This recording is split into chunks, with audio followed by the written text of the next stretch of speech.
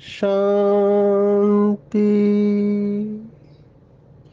आज 19 नवंबर 2023 भारत में रविवार है।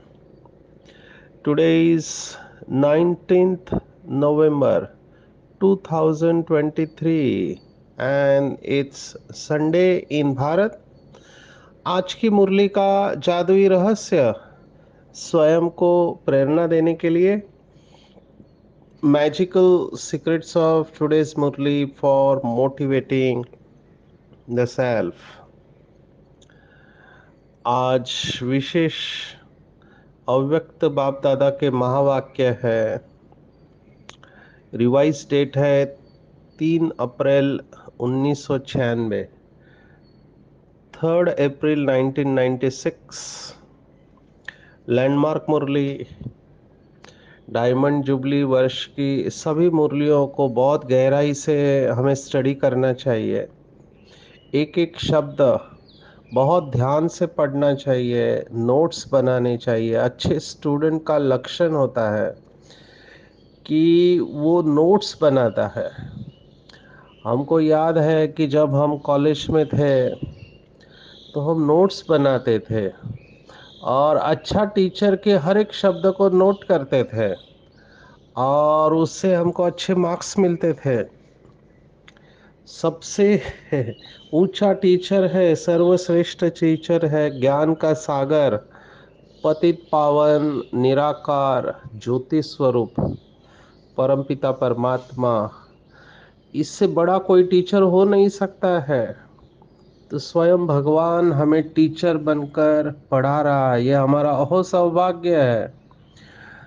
दुनिया वाले ढूंढते रह गए, शास्त्रवादी है, साइंटिस्ट है, बेचारे अभी तक नहीं जानते कि भगवान क्या सोचता है, भगवान के थॉट्स क्या है। वो तो शास्त्रों को ही अथॉरिटी समझते हैं और शास्त्रों की बातों को भगवान के महावाक्य समझकर चलते हैं या धर्म स्थापकों की बातों को। लेकिन भगवान क्या कहता है बेचारों को पता नहीं है। तो हम बहुत भाग्यवान हैं कि बाबा के थॉट्स हमको मिल रहे हैं। तो बहुत अटेंशन से इसको स्टडी करना चाहिए एक अच्छा स्टूडेंट बनकर।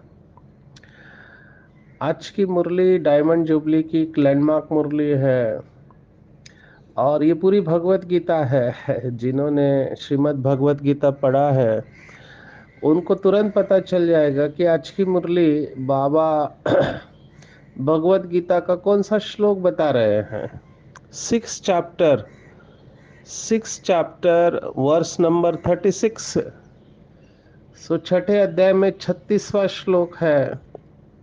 आत्म संयम योग या ध्यान योग अध्याय का नाम है। टोटल जो भी श्लोक है 42, उसमें से ये 36वां श्लोक है। जब अर्जुन पूछता है कि चंचलम ही मना कृष्ण प्रमाथि बलवत दृढ़म तस्याहम निग्रहम मन्ये वायोरिव सुदुष्करम। माना, हे परमात्मा, मेरा मन बहुत चंचल है और प्रमथन स्वभाव वाला है, बड़ा दृढ़ और बलवान है। उसको वश करना माना वायु को वश करने के समान है। मुझे समझ में नहीं आ रहा है, मेरा मन इतना भटक रहा है। ये प्रश्न हर एक व्यक्ति का है इस समय। मन बहुत भटक रहा है। मुझे भाई बहनें कहते हैं हम बैठते हैं योग करने और हमको ऑफिस की बातें याद आती है या रिश्तों की बातें याद आती है या सब्जी खरीदने की बातें याद आती है। तो योग छोड़कर कहीं और ही चले जाते हैं। हम बहुत कोशिश करते हैं लेकिन बार बार मन भटकता रहता है। ये कॉमनेस्ट कंप्लेंट है। भक्ति मार्ग में तो ये भटकने की अवस्था को क्या तुलना दी हुई है। बहुत विचित्र तुलना दी हुई है। एक तो बंदर, बंदर स्वभाव से ही चंचल होता है। अभी आप सोचो डिग्री ऑफ इंसैनिटी क्या हो सकती है, चंचलता की पराकाष्ठा क्या हो सकती है। ऐसे चंचल स्वभाव वाला बंदर, उसने शराब पीने के बाद उसकी क्या अवस्था होगी। पहले से ही चंचल, फिर शराब पी लिया, फिर उसको बिच्छू ने डस लिया, तो आप सोचो उसकी हालत क्या होगी। कुछ ऐसे ही हालत मनुष्य के मन की इस समय है, अस्थिर है। तो अर्जुन ने ये प्रश्न हम सब की तरफ से परमात्मा को पूछा है और परमात्मा ने जवाब दिया है। 35th वर्स, 6 चैप्टर, 35वां श्लोक है। भगवान वाच असंशयम महाबाहो मनो दुर्निग्रहम चलम अभ्यासेन तो कौन्तेय वैराग्येन च गृह्यते। भगवान ने स्वीकार किया है इस बात को कि इसमें कोई संशय नहीं है कि मन को निग्रह करना, कंट्रोल करना कठिन है। महाबाहो तुम्हारे लिए भी कठिन है। महाबाहो या अर्जुन का विशेषण है कि महाबाहो माना महाशक्तिशाली, उसके लिए भी कठिन है, तो आम आदमी का क्या। लेकिन फिर परमात्मा ने सॉल्यूशन क्या दिया है, 2 गोलियां दी है, 2 टैबलेट्स। कौन सी 2 गोलियां दी है। अभ्यासेन तो कौन्तेय वैराग्येन च गृह्यते। अभ्यास और वैराग्य ये परमात्मा का सॉल्यूशन है चंचल मन को कंट्रोल करने के लिए। और आज की पूरी मुरली इसके ऊपर है। बाबा ने डेफिनेशन दिया है कि डायमंड किसे कहेंगे। तो बाबा ने कहा, अंडरलाइन नोट करेंगे, बाबा ने कहा डायमंड माना जिसके अंदर सदा काल बेहद की वैराग्य वृत्ति हो, वही डायमंड है। वैराग्य फाउंडेशन है योग का। या तो राग है या वैराग है, दोनों नहीं हो सकते। जैसे या तो दिन है या तो रात है, दोनों नहीं हो सकते। अगर दिन नहीं है इसका मतलब रात है, अंधेरा है। अगर वैराग नहीं है इसका मतलब राग है। राग माना आकर्षण। इसका मतलब अभी भी पुरानी दुनिया अच्छी लगती है, पुरानी दुनिया के लोग अच्छे लगते हैं, सब कुछ अच्छा लगता है, खींच रहा है। खींचना नहीं चाहिए लेकिन खींच रहा है। तो बाबा ने आज पूरी मुरली इसके ऊपर चलाई है कि जब तक बच्चों के अंदर सदा काल की बेहद की वैराग्य वृत्ति नहीं है, तब तक कुछ नहीं हो सकता। और बाबा ने बहुत अच्छी बात कही है कि सेवा दिनों दिन बढ़ते जाने वाली है, क्योंकि ड्रामा को आगे बढ़ना ही है, तो सेवा विस्तार में जा रही है। आप जो भी डायमंड जुबली में थे वो जानते हैं कि कैसे 90s के बाद में सेवा का विस्तार हुआ। यज्ञ में इतनी गाड़ियां नहीं थे, इतने भवन नहीं थे, लेकिन डायमंड जुबली के बाद में बहुत सारा विस्तार हो गया, तो बहुत साधन यज्ञ में आ गए। तो बाबा को ये मुरली फिर से अटेंशन दिलाने के लिए चलानी पड़ी। बाबा देख रहे थे, किसको देख रहे थे कि बच्चे खुश है या बाप ज्यादा खुश है। खुशी की पॉइंट फिर से आई है, कल की मुरली में भी आया था वरदान में। आज फिर से बाबा ने अटेंशन खिंचवाया है कि किसको ज्यादा खुशी है। तो बाबा ने स्पष्ट बताया कि जितने बच्चे उतनी खुशी बाप को है, बच्चों को केवल डबल खुशी है, क्योंकि बाप मिला और सर्वश्रेष्ठ ब्राह्मण परिवार मिला। लेकिन बाप को इतने सारे बच्चे मिले तो बाबा को ज्यादा खुशी है। लेकिन फिर बाबा ने प्रश्न पूछा कि बाप की खुशी में और आपकी खुशी में क्या फर्क है।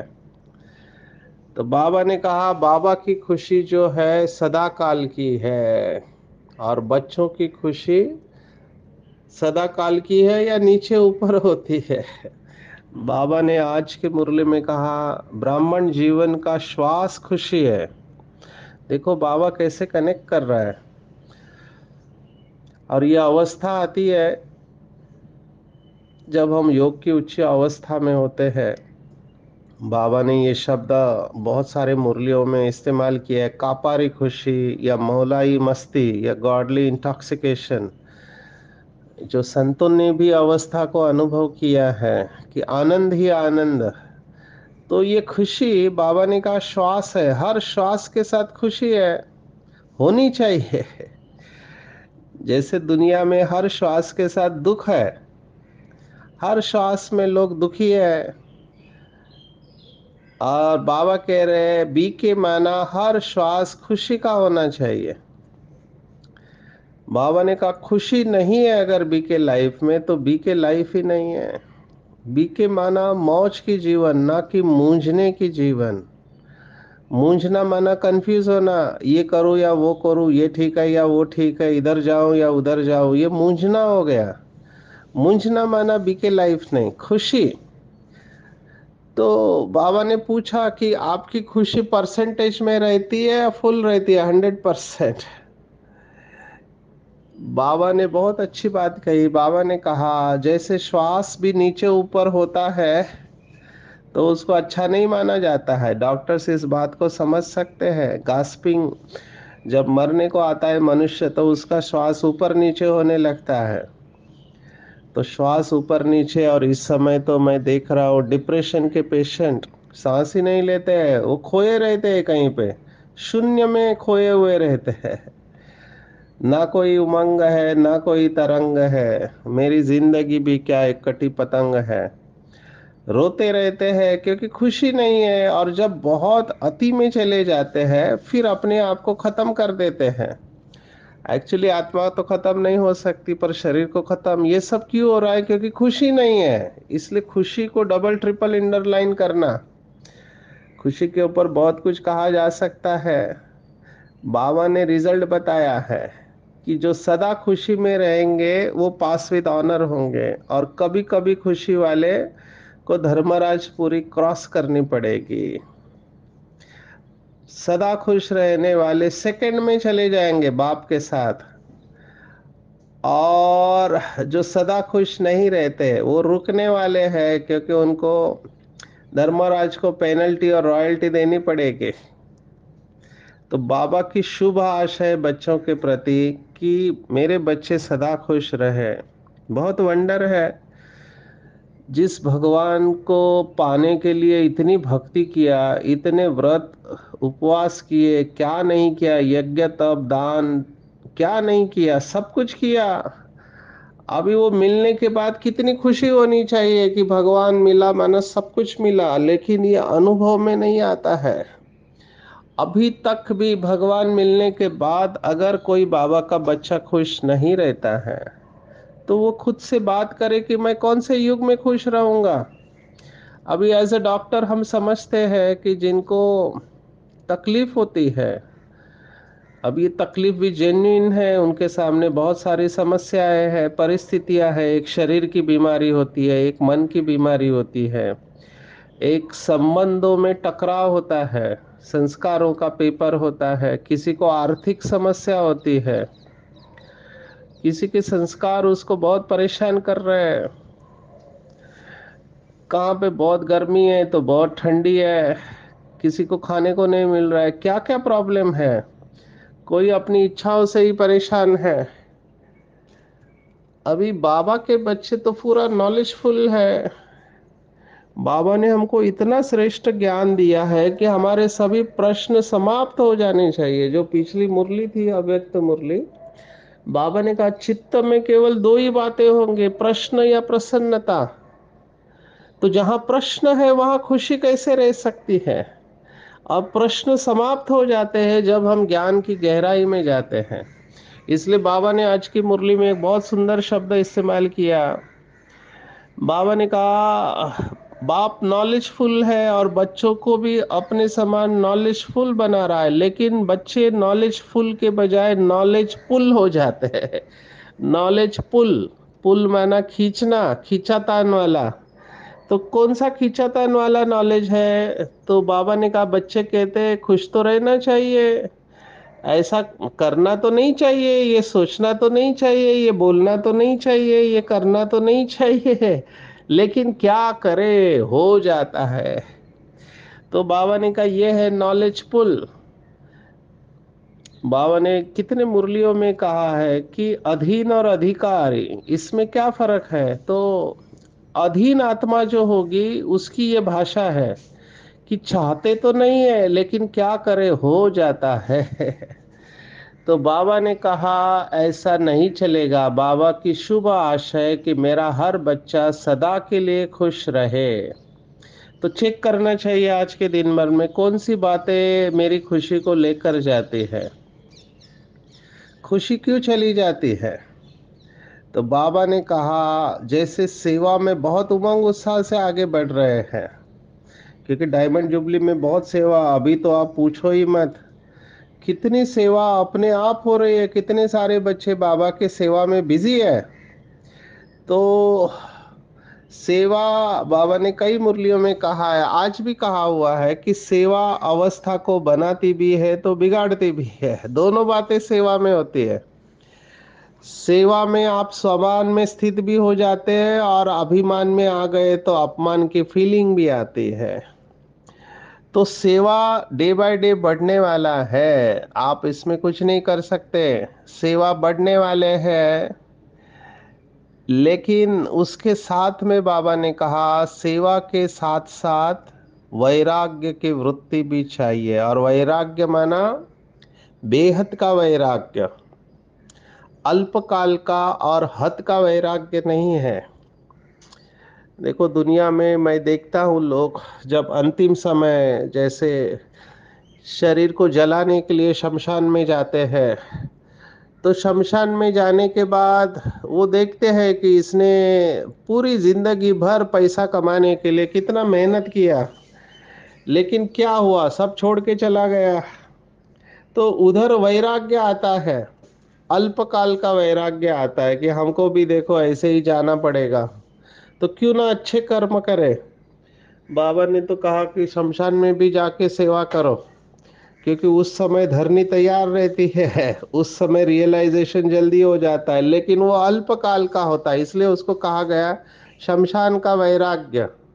शमशानी वैराग्य अल्पकाल का होता है। और बाबा ने और एक बात बताई जो बहुत रिलेवेंट लगी मुझे, कि देहधारियों से वैराग्य तो दुनिया में भी आ जाता है, लोगों को संबंधों से वैराग्य वो कोई बड़ी बात नहीं है, क्योंकि दुखदाई संबंध होते हैं, कोई धोखा देता है आपको रिलेशनशिप में, तो अपने आप वैराग्य आ जाता है। तो बाबा ने कहा वो बड़ी बात नहीं है, वो तो दुनिया में भी कईयों को दिल से वैराग्य आता है। लेकिन यहाँ पर बाबा जो कह रहा है वैराग्य क्यों नहीं रहता है, उसका कारण है देह भान। दो बातें हैं बाबा ने शब्द बताए, एक देह भान और देह अभिमान।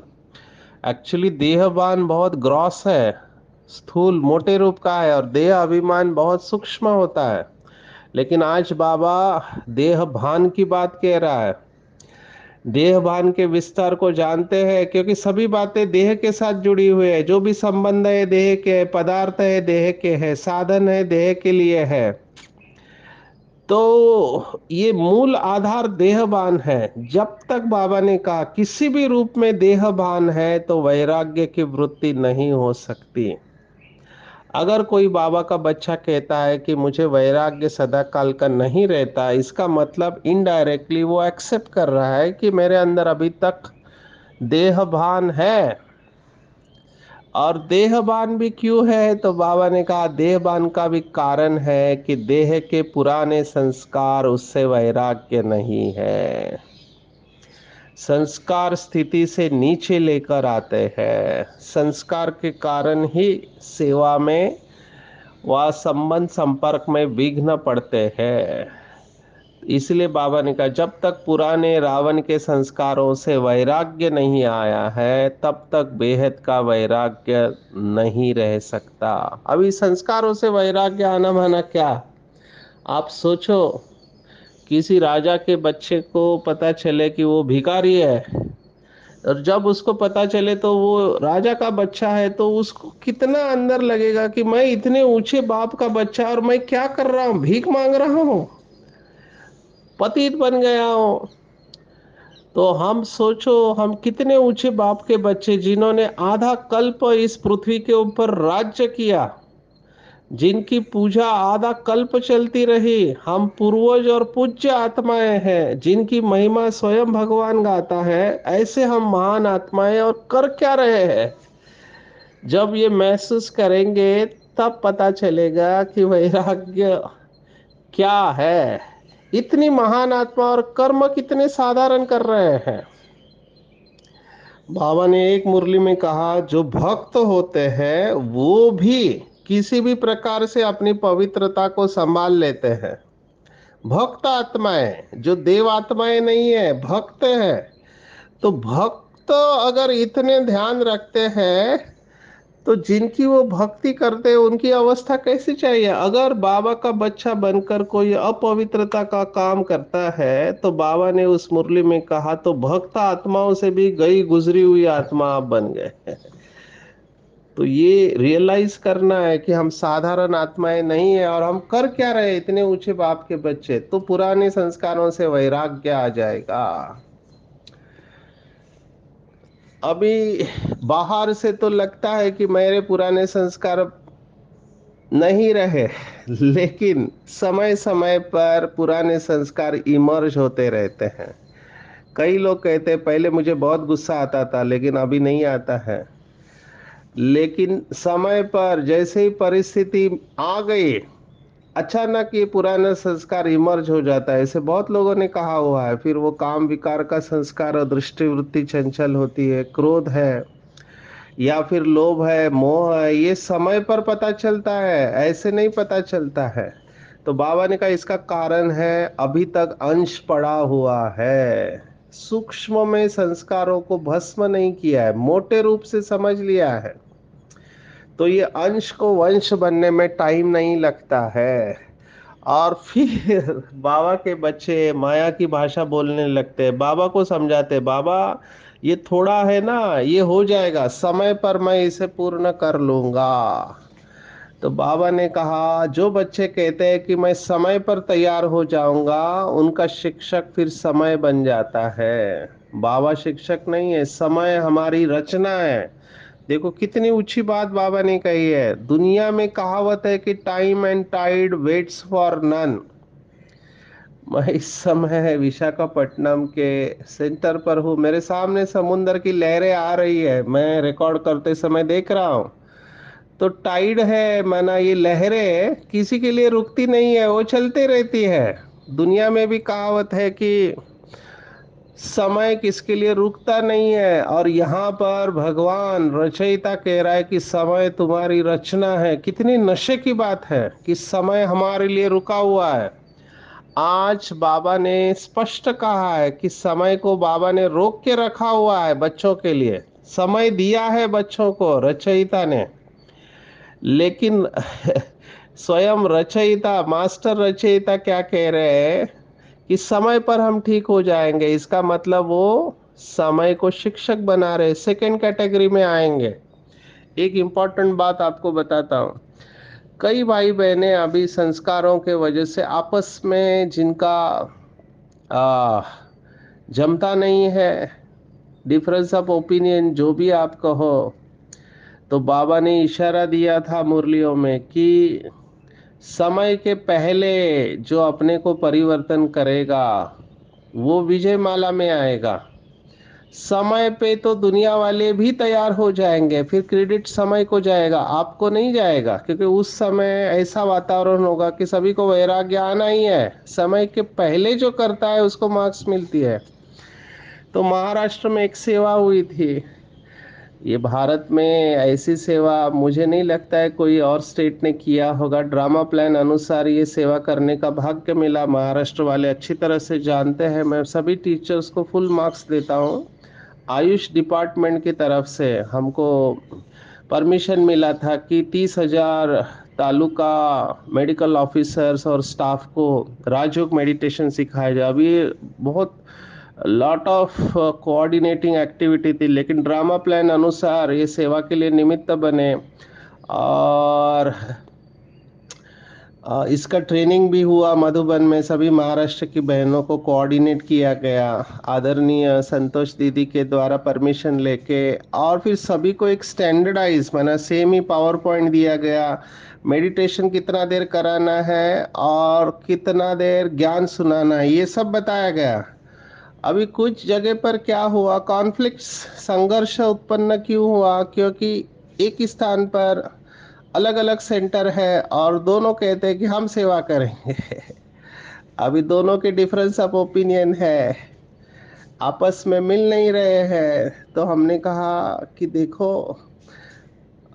वो समझते हैं गवर्नमेंट की ब्रह्मा कुमारी एक ही है, लेकिन उनको ये पता नहीं कि हमारे सेंटर अलग अलग होते हैं करके। तो हमने उनको समझाया कि आप आधा करो और आप आधा करो, तो दोनों एग्री हो गए।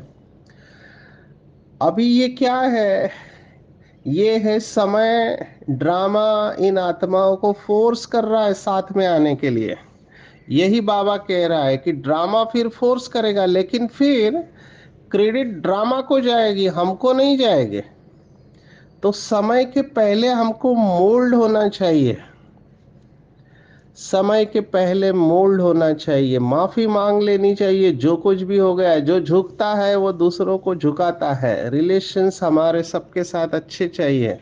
अभी कल मैं यहाँ पे विहासा का सेशन ले रहा हूँ, जितने भी मैंने सेशन लिए हैं, हम बिल्डिंग रेजिलियंस कल के एक मॉड्यूल है, माना अपनी फ्लेक्सिबिलिटी को बढ़ाना। रेजिलियंस ये नया शब्द है अंग्रेजी का। इसका भाव है कि जब परिस्थिति आती है तो बाउंस बैक कितने लोग करते हैं, माना बीमारी में से, मिस फॉर्चून में से फिर से खड़े हो जाते हैं। ऐसे बहुत कम होते हैं, कई लोग टूट जाते हैं परिस्थिति जब बहुत आती है तो उसको रेजिलियंस कहते हैं। तो उसमें एक एक्सरसाइज आते हैं सोर्सेस ऑफ सपोर्ट। माना आपके जीवन में अगर परिस्थिति आती है, समझो आपको बीमारी आती है, आपका एक्सीडेंट हो जाता है, आपके रिश्तों में टकरार आती है, या आपसे कोई गलती हो जाती है बड़ी, तो आपके सपोर्ट कौन कौन है? तो देखा मेजॉरिटी लोगों की सपोर्ट सिस्टम ठीक नहीं है। Number one support, number two support, number three support, ये सपोर्ट सिस्टम ही नहीं है। इसलिए जब परिस्थिति आती है तो ये लोग टूट जाते हैं। तो हमारा सपोर्ट हमको डेवलप करना है। अविनाशी सहारा तो बाबा है ही है, लेकिन साकार में हमारे रिश्ते सबके साथ अच्छे चाहिए। तो वैराग्य चाहिए। बाबा ने बहुत डीप बात कही कि साधन ही नहीं है और आपको हमको तो वैराग्य कौन मानेगा। साधन होने के बाद भी आपकी बुद्धि उसमें नहीं जानी चाहिए। बाबा ने कहा साधन बुरे नहीं है, साधन आपके कर्मों का फल है, लेकिन साधन यूज करते समय साधना मर्ज नहीं होनी चाहिए। तो साधनों को यूज करने का बाबा का परमिशन है, लेकिन उसमें बुद्धि नहीं जानी चाहिए। तो फाउंडेशन वैराग्य है। जहां चाहे जैसा चाहे उस स्थिति में सेकंड में स्थित होना चाहिए। अगर युद्ध चला तो युद्ध के संस्कार हमको त्रेता में लेके जाएंगे। सेकंड में फुल स्टॉप लगना चाहिए और इसके लिए बहुत अभ्यास चाहिए। अगर क्वेश्चन मार्क लगा तो फेल हो जाएंगे। तो समय को अपना शिक्षक नहीं बनाना है। और आज बाबा ने अपना पसंद का शब्द बताया है कि भगवान को कौन सा शब्द पसंद है। तो आज बाबा ने कहा मेरा सबसे पसंद का शब्द है एक व्रता। तो एक व्रता ये वरदाता का सबसे फेवरेट वर्ड है। संकल्प स्वप्न में भी दूजा न कोई। तो वृत्ति में जब रहेगा कि मेरा तो एक शिव बाबा दूसरा न कोई, जिसने इस राज को जान लिया, बाबा कहता है उसकी झोली सदा वरदानों से भरपूर रहेगी। तो बाबा के बच्चे सदा संपन्न, यथाशक्ति संपन्न नहीं, सदा संपन्न कौन रहेंगे? जिन्होंने इस शब्द को प्रैक्टिकल में लाया है कि एक बाप दूसरा न कोई। और डबल फल की प्राप्ति उनको होगी, क्योंकि मनसा के साथ वाचा। एक मुरली में बाबा ने कहा था जब भी कोई भाषण करते हो तो भाषण करने के साथ आपका मनसा भी बहुत पावरफुल चाहिए। जब हम किसी को ज्ञान सुनाते हैं तो दृष्टि आत्मिक चाहिए, उसके भ्रू मध्य में, भ्रुकुटी में देखते हुए बात करना चाहिए। फिर वो कोई भी हो, मिनिस्टर हो, फिर भी ये समझना चाहिए, वीआईपी हो तो भी समझना चाहिए कि ये आत्मा है, बाबा का बच्चा है और मेरा आत्मिक रूप में भाई है। तो मन सा पावरफुल होके बाबा की याद में आप बोलेंगे तो तीर लग जाएगा। तो आज की पूरी मुरली अगर आप टेक होम मुझे पूछे तो नंबर वन चेक करना चाहिए, मैं सदा काल खुश रहता हूँ या कभी खुशी कभी गम है। भगवान मिला, सब कुछ मिला, मुझे अब कुछ नहीं चाहिए, पाना था सो पा लिया। नंबर टू, कहीं मेरे पुराने संस्कार अभी तक मुझे, पुराने संस्कारों के वजह से मेरी हार तो नहीं होती है, अधीन तो नहीं बनाते हैं, तो मैं अधीन हूँ या अधिकारी हूँ। हद का वैराग्य है या बेहद का वैराग्य है, अल्पकाल का वैराग्य है या सदा काल का वैराग्य है। कहीं मेरे वैराग्य की परसेंटेज कम तो नहीं होती है, और मैं साधन मालिक बन के यूज करता हूँ या साधनों के अधीन हूँ। और एक बाप ही मेरा संसार है, बाकी सब असार है, मेरे सब संबंध एक बाप के साथ है, संकल्प स्वप्न में भी कोई दूजा नहीं है। अच्छा, ओम शांति।